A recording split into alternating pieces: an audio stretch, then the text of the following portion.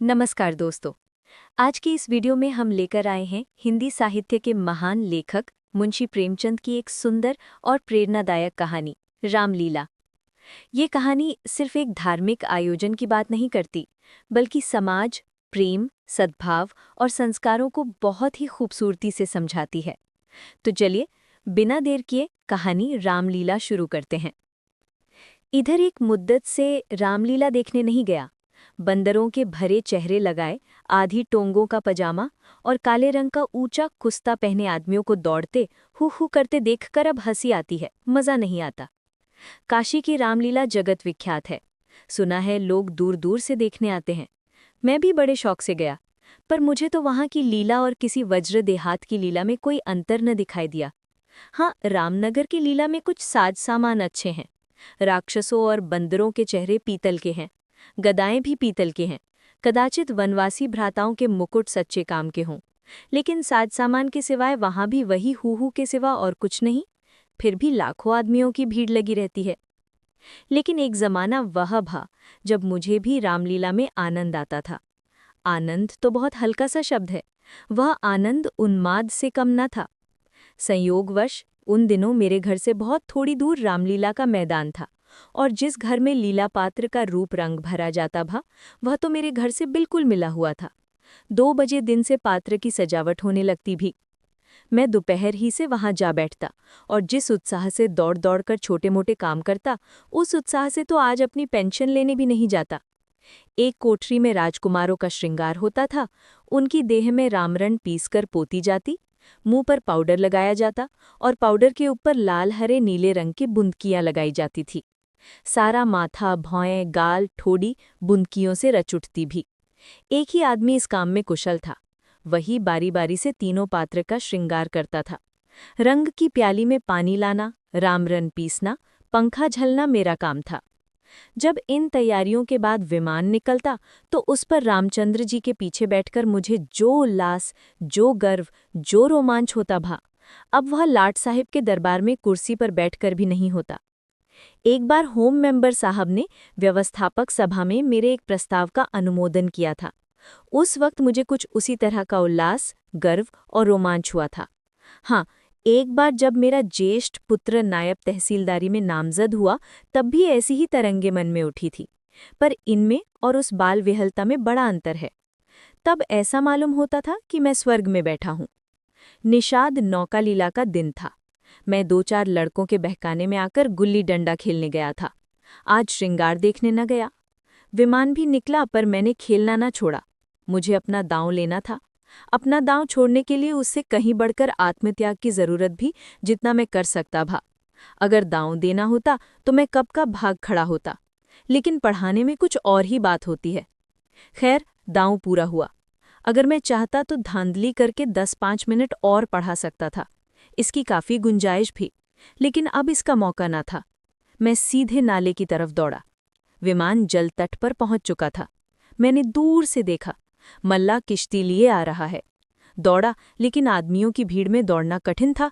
आखिर जब मैं भीड़ हटाता, प्राणपण से आगे बढ़ता घाट पर पहुंचा तो निषाद अपनी नौका खोल चुका था। रामचंद्र पर मेरी कितनी श्रद्धा थी।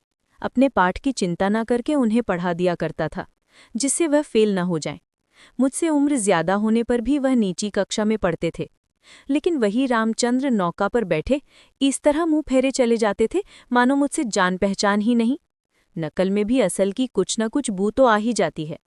भक्तों पर जिनकी निगाह सदा ही तीखी रही है, वह मुझे क्यों उचारते। मैं विकल होकर उस बछड़े की भांति कढ़ने लगा जिसकी गर्दन पर पहली बार जुआ रखा गया हो। कभी लपक कर जाले की ओर जाता, कभी किसी सहायक की बोझ में पीछे की तरफ दौड़ता, पर सब के सब अपनी धुन में मस्त थे। मेरी चीख पुकार किसी के कानों तक न पहुंची। तब से बड़ी बड़ी विपत्तियां झेली, पर उस समय जितना दुख हुआ उतना फिर कभी न हुआ। मैंने निश्चित किया था कि अब रामचंद्र से न कभी बोलेंगे, न कभी खाने की कोई चीज ही दूंगा। लेकिन जो ही नाले को पार करके वह पुल की ओर लौटे, मैं दौड़कर विमान पर चढ़ गया और ऐसा खुश हुआ मानो कोई बात ही हुई थी। रामलीला समाप्त हो गई थी। राजगद्दी होने वाली थी, पर न जाने क्यों देर हो रही थी। शायद चंदा कम वसूल हुआ था। रामचंद्र की इन दिनों कोई बात ही न पूछता था। ना ही घर जाने की चिट्ठी मिलती थी और ना ही भोजन का प्रबंध होता था। चौधरी साहब के वहां से सीधा कोई 3 बजे दिन को मिलता था। बाकी सारे दिन कोई पानी को नहीं पूछता। लेकिन मेरी श्रद्धा अभी तक ज्यों की त्यों थी। मेरी दृष्टि में वह अब भी रामचंद्र ही थे। घर पर मुझे खाने की कोई चीज मिलती, वह लेकर रामचंद्र को दे आता। उन्हें खिलाने में मुझे जितना आनंद मिलता था, उतना आप खा जाने में भी कभी न मिलता। कोई मिठाई या फल पाते ही मैं बेतहाशा चौपाल की ओर दौड़ता। अगर रामचंद्र वहां ना मिलते तो चारों ओर तलाश करता, और जब तक वह चीज उन्हें ना खिला देता चैन ना आता। खैर, राजगद्दी का दिन आया। रामलीला के मैदान में एक बड़ा सा शामियाना ताना गया। उसकी खूब सजावट की गई। वेश्याओं के दल भी आ पहुंचे।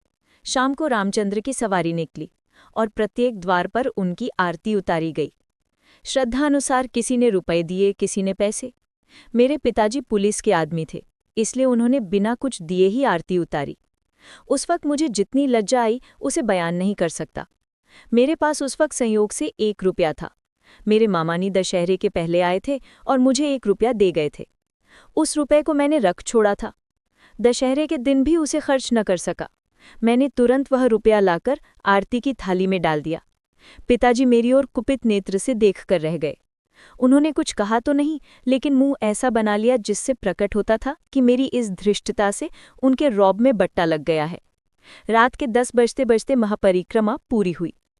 आरती की थाली रुपयों और पैसों से भरी हुई थी। ठीक तो नहीं कह सकता, मगर अब ऐसा अनुमान होता है कि 400-500 रुपए से कम न थे। चौधरी साहब इनसे कुछ ज्यादा ही खर्च कर चुके थे। उन्हें इसकी बड़ी फिक्र हुई कि किसी तरह कम से कम 200 रुपए और वसूल हो जाएं। और इसकी सबसे अच्छी तरकीब उन्हें यही मालूम हुई कि वेश्याओं द्वारा महफिल में वसूली हो। जब लोग आकर बैठ जाएं और महफिल का रंग जम जाए, तो आबादी जान रसिक जनों की कलाइयां पकड़ पकड़ कर ऐसे हाव भाव दिखाएं कि लोग शर्माते शर्माते भी कुछ न कुछ दे ही मरे। आबादी जान और चौधरी साहब में सलाह होने लगी। मैं संयोग से उन दोनों प्राणियों की बातें सुन रहा था। चौधरी साहब ने समझा होगा कि ये लौड़ा क्या मतलब समझेगा, पर महाईश्वर की दया से अक्ल के पुतले थे। सारी दास्तान समझ में आती जाती थी। चौधरी: सूजी आबादी जान, ये तुम्हारी ज्यादती है। हमारा और तुम्हारा कोई पहला साबिका तो है नहीं। ईश्वर ने चाहा तो हमेशा तुम्हारा आना जाना लगा रहेगा। अब की चंदा बहुत कम आया, नहीं तो मैं तुमसे इतना इसलार न करता। आबादी जान: आप मुझसे भी जिम्मेदारी चाले चलते हैं, क्यों? सगर महा हुजूर की दाल न गलेगी। वह रुपए तो मैं वसूल करें और मूछों पर पाव आप दें। कमाई का अच्छा ढंग निकाला है। इस कमाई से तो वाकई आप थोड़े दिनों में राजा हो जाएंगे। उसके सामने जमींदारी झक मारेगी। बस कल से ही एक चकला खोल दीजिए, खुदा की कसम मालामाल हो जाइएगा। चौधरी: तुम दिल लगी करती हो और महा काफिया तंग हो रहा है। आबादी जान: तो आप भी तो मुझी से उस्तादी करते हैं। यहाँ आप जैसे कद्दुओं को रोज उंगलियों पर नचाती हूँ। चौधरी: आखिर तुम्हारी मंशा क्या है? आबादी जान: जो कुछ वसूल करे उसमें आधा मेरा, आधा आपका। लाइए, हाथ मारिए। चौधरी: मही सही। आबादी जान: तो पहले मेरे 100 रुपए गिन दीजिए, पीछे से आप अलसेट करने लगेंगे। चौधरी: वह भी लोगी और यह भी? आबादी जान: अच्छा, तो क्या आप समझते थे कि अपनी उजरत छोड़ देंगी? वहारी आपकी समझ, खूब, क्यों ना हो। दीवाना बकारे दरवेश होशियार। चौधरी: तो क्या तुमने दोहरी फीस लेने की ठानी है? आबादी जान: अगर आपको 100 दफे गर्ज हो तो, वरना मेरे 100 रुपए तो कहीं गए ही नहीं। मुझे क्या कुत्ते ने काटा है जो लोगों की जेब में हाथ डालती फिरूं? चौधरी की एक न चली। आबादी जान के सामने दबना पड़ा। नाच शुरू हुआ। आबादी जान बला की शोख औरत थी। एक तो कमसिन, उस पर हसीन, और उसकी अदाएं तो इस गजब की थी कि मेरी तबीयत भी मस्त हो जाती थी।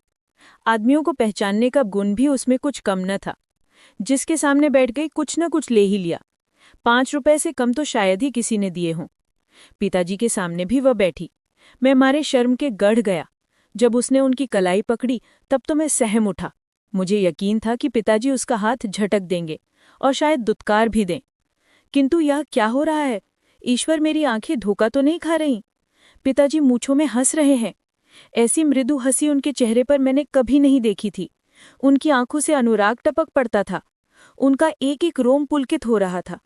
मगर ईश्वर ने मेरी लाज रख ली। वह देखो, उन्होंने धीरे से आबादी जान के कोमल हाथों से अपनी कलाई छुड़ा ली। अरे, यह फिर क्या हुआ?